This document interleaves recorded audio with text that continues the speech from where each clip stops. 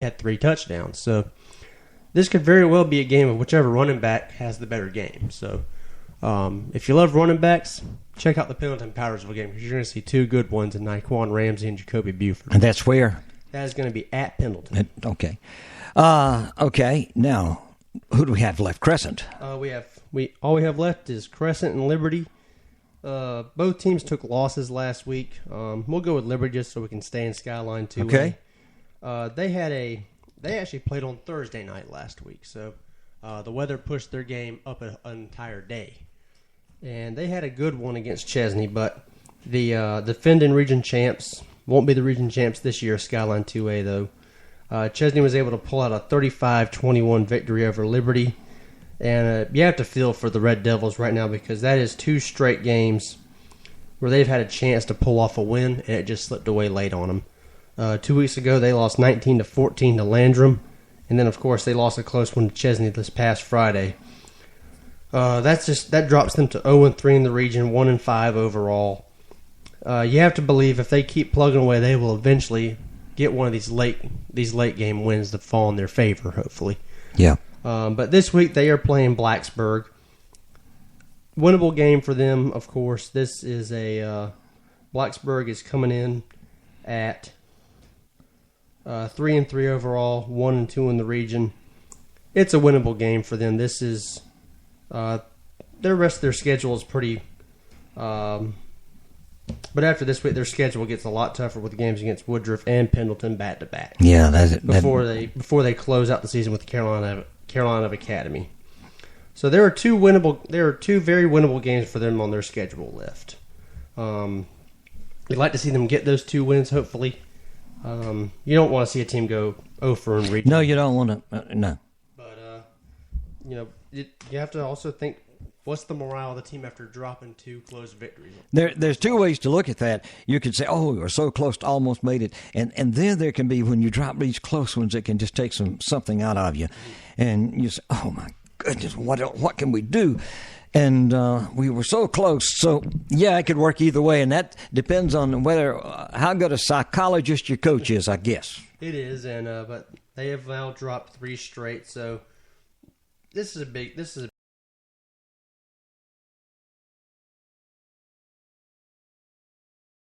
get over that mental hump, I think, almost, of being in the fourth quarter, being in it late, and then being able to finally, make that play that gives you the win of the game. Yeah. So, big week for Liberty, and that wraps up for Skyline 2A. Of course, they're the only Skyline 2A team that has yet to get a region victory. So, hopefully they can break that streak this Friday. Finally, we have Crescent. And they started region play last week in Region 2 AA. And the scheduling gave them a huge favor by giving them the number 2 team in Class 2A in the state. Oh, yeah, right. Batesburg-Leesville. I have a feeling Coach Murdoch was saying, thank you very much for doing this for us. Yeah. But they lost 40-13. Batesburg-Leesville they're a state title contender this year. This could be their year to at least make the state title game. Yeah. Although I'm sure teams like Dillon and Abbeville will have something to say about that. I would think so. But again, it was a tough loss for them, and it does not get much easier with this week. You have to look at it from their perspective. You open the region slate with the number 2 team. This week, you play the number 4 team in the state in 2A in Strom Thurmond. So have fun with that. Yeah, right. I'm pretty safe in saying there is not a team in this county that plays a tougher region slate than Crescent. Simply because they have their region has 3 teams in the top 10 right now in the state, and the 4th team that typically is usually Saluda or 96, they're in the top 15, top 20 of 2A. Yeah, so, right. So again, Strom Thurmond is a very solid team, very athletic. Crescent tends to have a lot of problems with them. Just from an athletic standpoint, they seem to have more kids also at Strom Thurmond that can come out and play for them. This is going to be a tough game for Crescent. It is at home, so they do have that on their favor. It's home environment. They don't have to have a long bus trip. Yeah. I've been to Strom Thurmond. That is a long bus ride. I've never been there. There is not an easy way to get to it. It's not that far away from here. It's about an hour and a half, a little below Greenwood, but it feels like 3 hours to get there. Yeah, I that's one of the places I have in the state and the older schools that I've never been. But that wraps it up. That wraps it up for this week on what's on tap. A lot of good games in the area to go to. A lot of games to pick. And the from. weather's supposed to be good. Finally, 2 weeks. I'm ready for some sunshine or at least some clear skies for a Friday night because the last 2 weeks I've been rain soaked and it is not fun. No, yeah. Not enjoyable. Not enjoyable in the least. Okay, now let's take a quick look at the top tens. All right. We won't dwell on it long. Well, I also have to keep in mind some of these teams in the top 10 have not played as of last Friday. Yeah, they. So myself and a lot of the state writers that vote on this basically did the best we could. Took with who played and who didn't, and I basically counted teams that didn't play this past Friday as a bye week. So that was the easiest way for me to do it. Starting in single A, even though we don't have any teams in it, B remains number 1.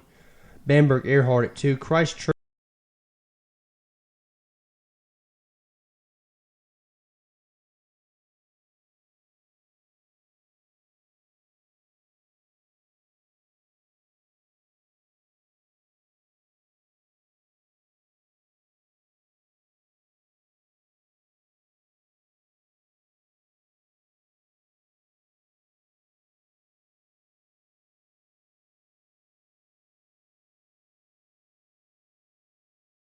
To do our show a day early last week, so the poll wasn't out yet.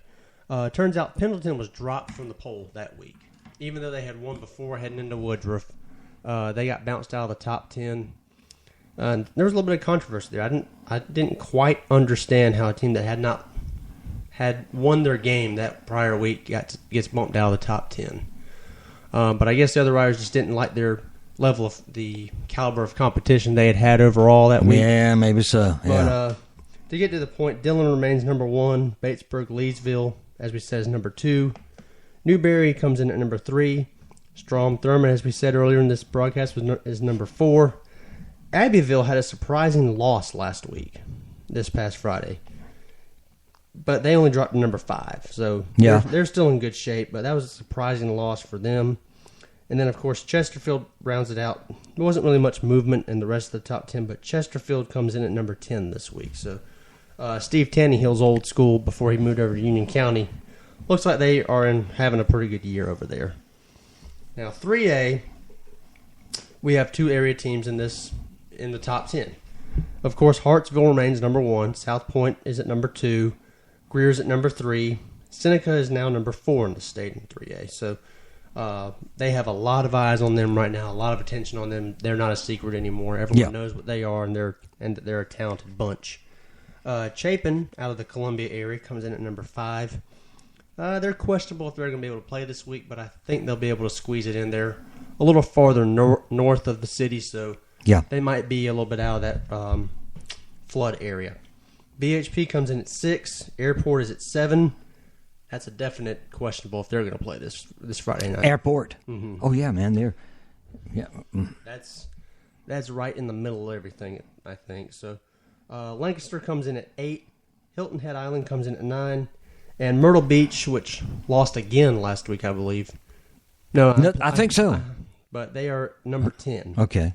I did not have them in my poll, but they were able to get enough votes to stay in it, at least for this week. Well, if the Conway Stadium was under 6 feet of water there, more, or maybe more, the Myrtle Beach Stadium is about 14 miles away.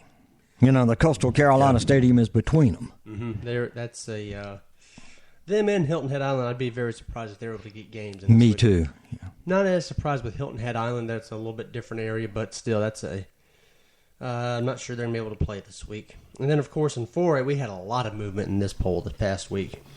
Of course, Westside was able to beat a higher-ranked Hillcrest. That dropped Hillcrest back a few spots. Westside now comes in at number 5 in Class 4A.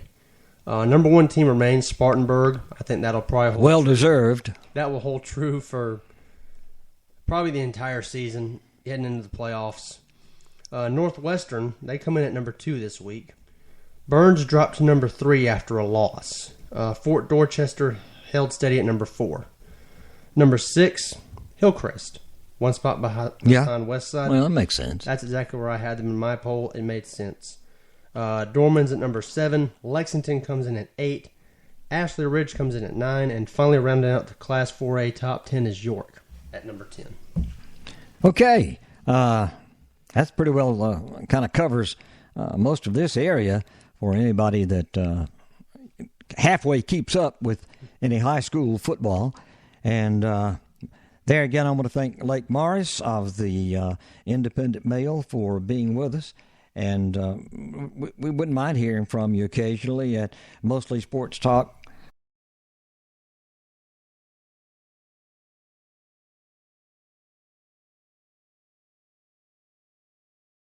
See you, everybody. It's Ken Allison with Lake Morris.